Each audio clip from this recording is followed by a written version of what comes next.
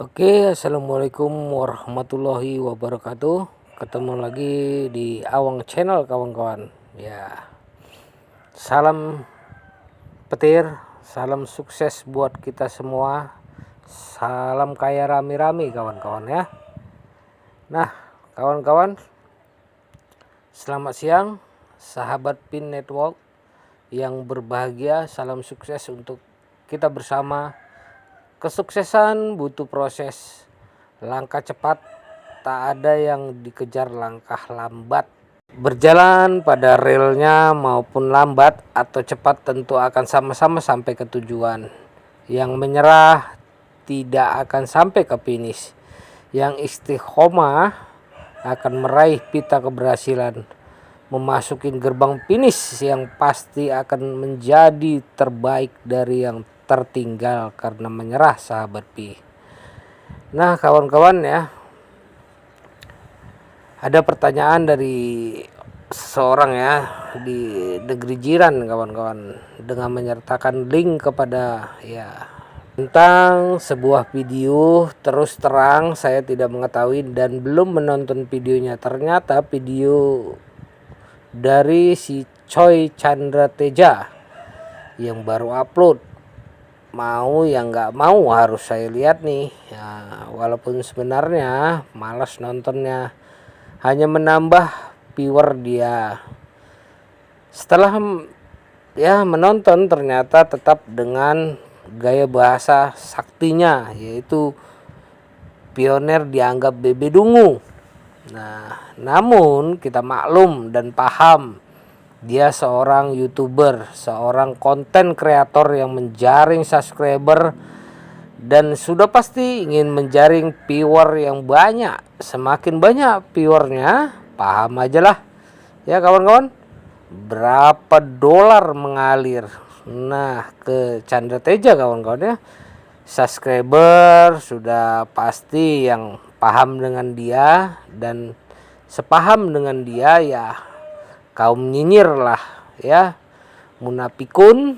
Namun viewernya bisa siapa saja akan menonton dengan judul yang membuat orang penasaran.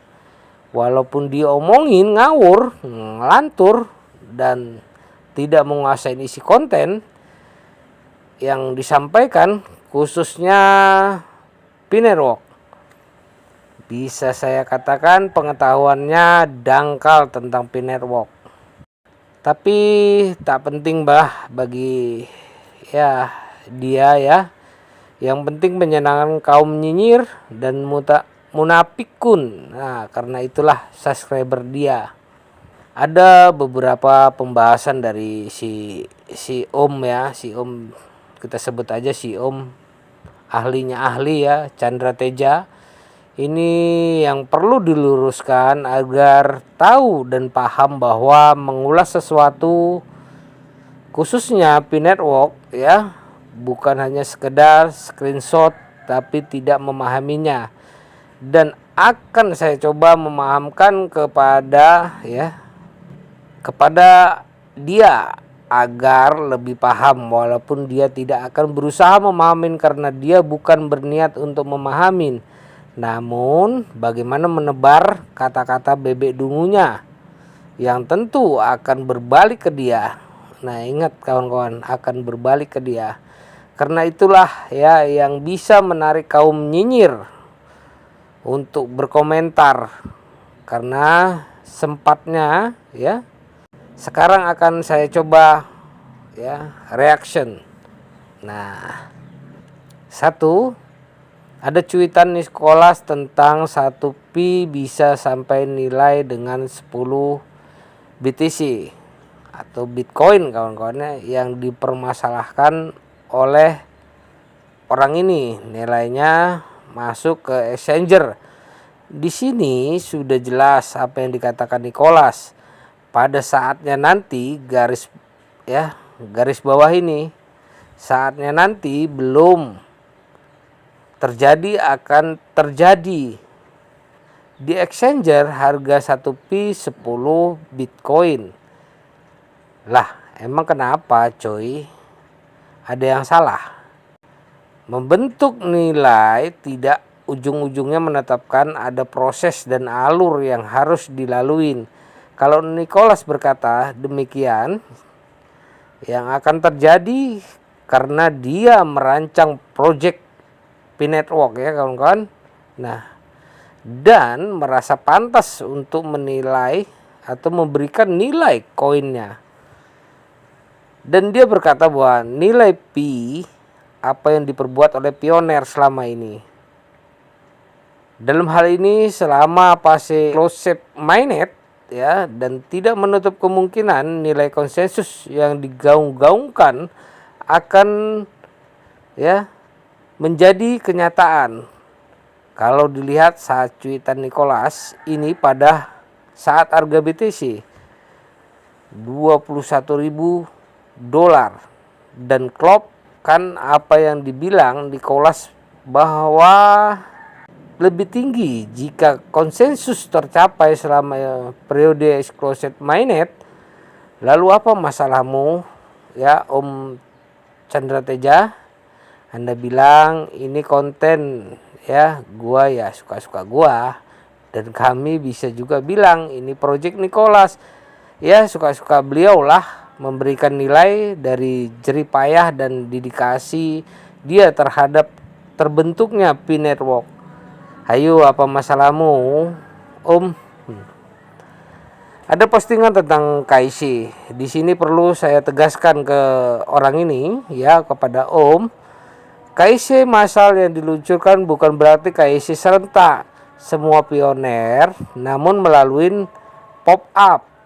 Tidak peduli mau pioner lama ataupun baru, koin ribuan atau koin ratusan, mau upland atau downland, semuanya akan menunggu giliran. Sedangkan saya bergabung di Februari 2020, baru awal Juni yang lewat lolos KIC, sedangkan rival saya yang baru bergabung sudah lolos duluan.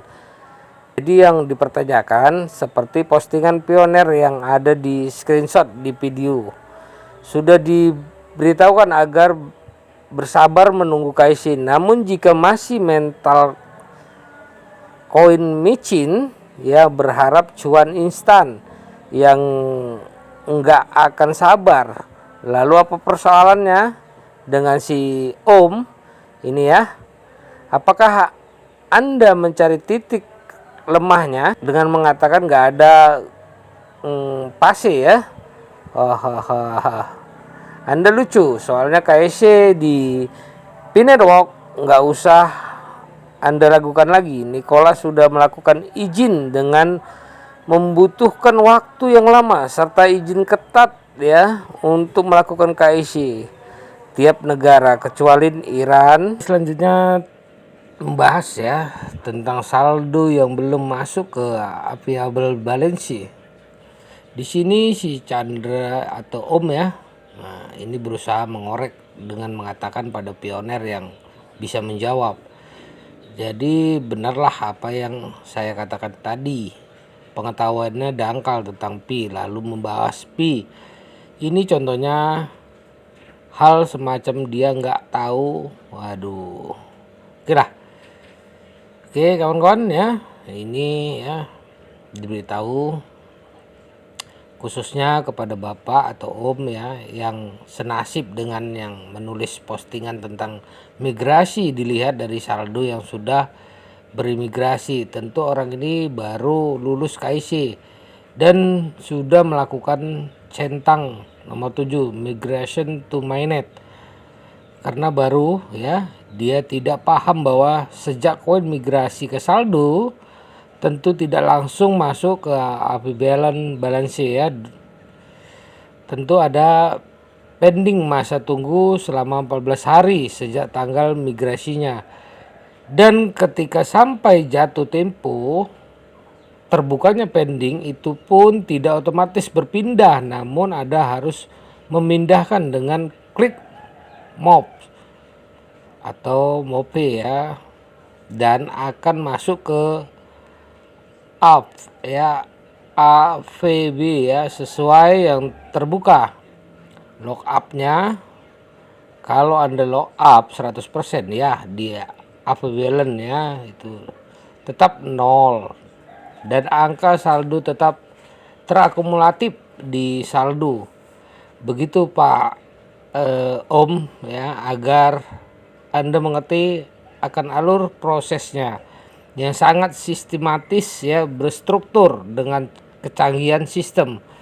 Ya coba saya tantang ya, kripto mana yang teratur seperti Pi Network. Belajar lagi ya Om, agar bisa mengerti. Jangan Anda cuma pandai bilang bebek dungu. Yang dungu itu siapa? Ayo. Kalau pioner sejati orang-orangnya ya cerdas, penuh sabar, dan pasti tidak merendahkan dengan kata-kata yang tidak pantas. Selanjutnya si Om membahas tentang harga koin yang beragam yang ditawarkan para penyerok Pi.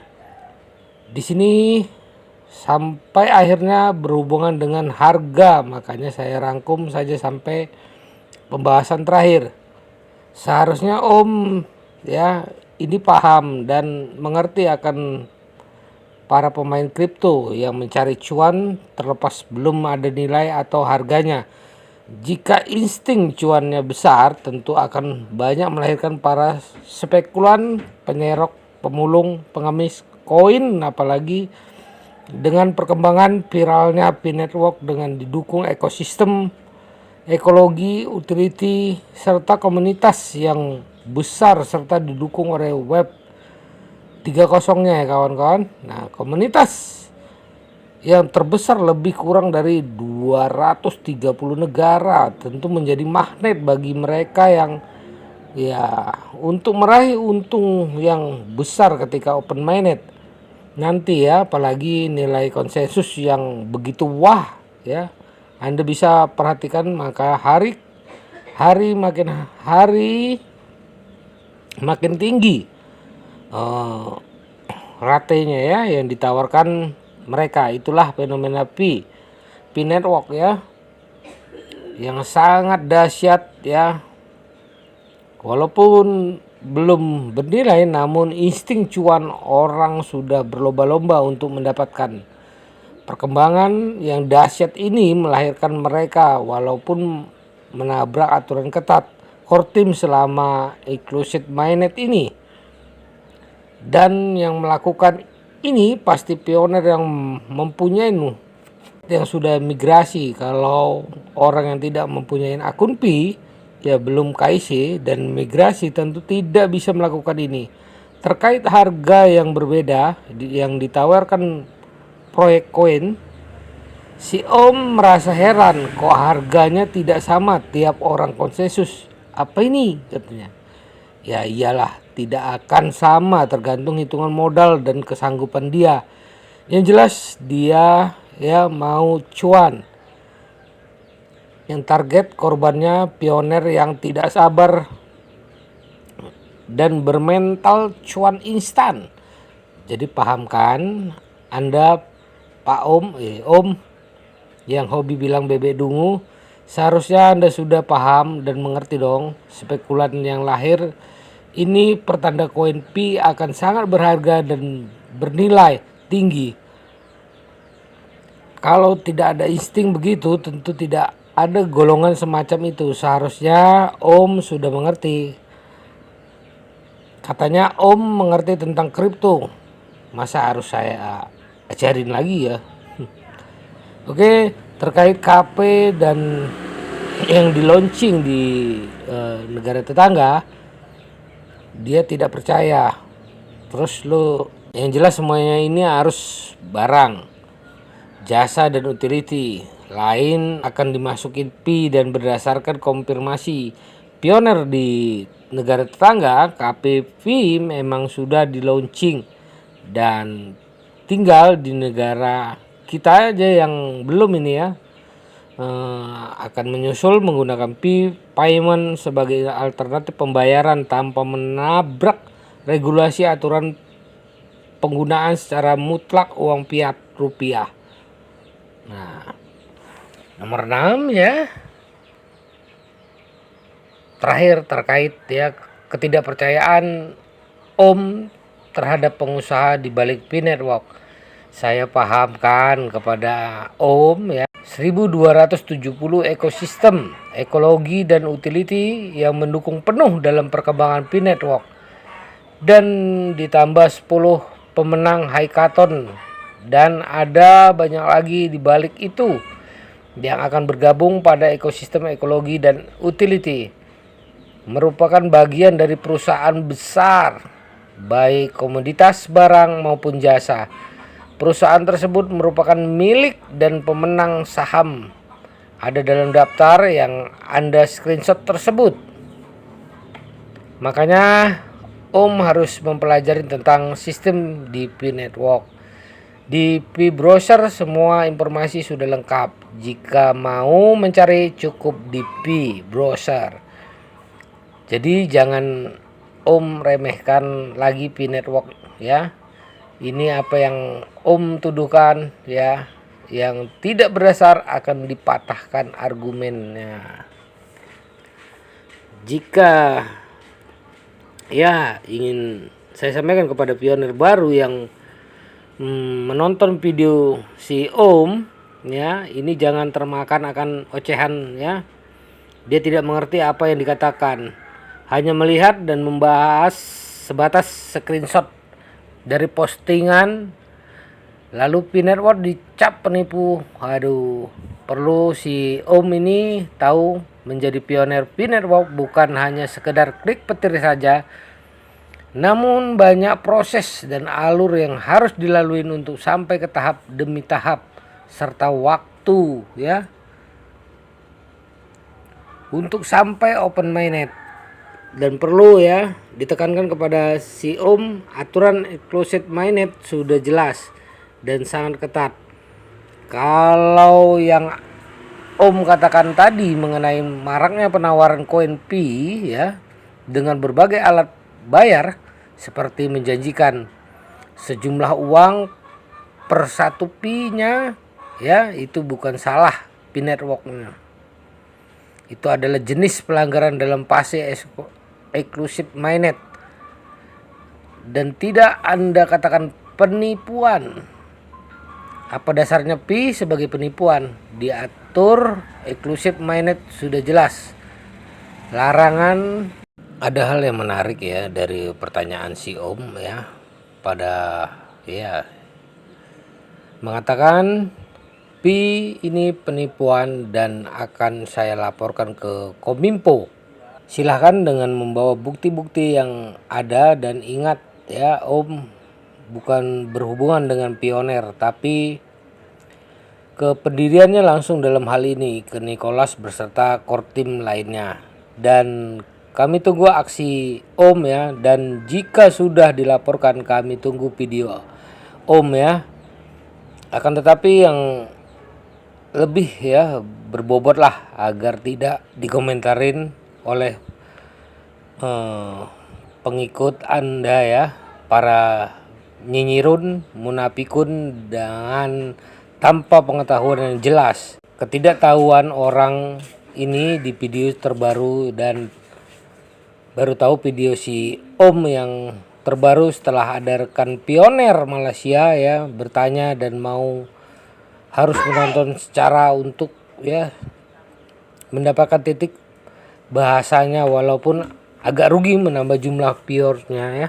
Dengan tulisan saya ya, berikan reaksi, namun bagi YouTuber Pi silakan beri reactionnya. Jika belum sempat cari bahan bahasan, silakan jadikan bahan tulisan saya ini. Alhamdulillah saya menemukan 2 channel YouTube yang menjadikan postingan saya sebelum tulisan 17 Agustus 2022 tentang webinar. Sepertinya Chandra Teja ini harus di counter pernyataannya yang tidak mendasar, tidak disertai pengetahuan Pi itu sendiri.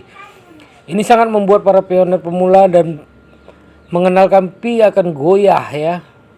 Dan disitulah melahirkan penjualan koin dan harga dari pengepul. Padahal kalau mereka berpikir kenapa banyak penyerok Pi menawarkan berbagai jumlah ya, harga padahal belum ada nilai.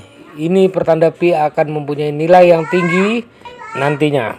Dan ini sudah diprediksi mereka, maka mereka berani memburu Pi dengan cara tidak dibenarkan ketentuannya. Oke kawan-kawan ya, salam sukses selalu, tetaplah menambang walaupun banyak suara sumbang, jangan lupa klik petir. Kepada yang baru mengerti Pi Network atau yang baru bergabung, tak bosan-bosannya saya mengatakan, tanamkan pada diri kita, Pi bukan hanya sebatas komoditas yang bisa diperjualbelikan, namun sebagai aset dan investasi yang bisa berkembang dan bisa diwariskan.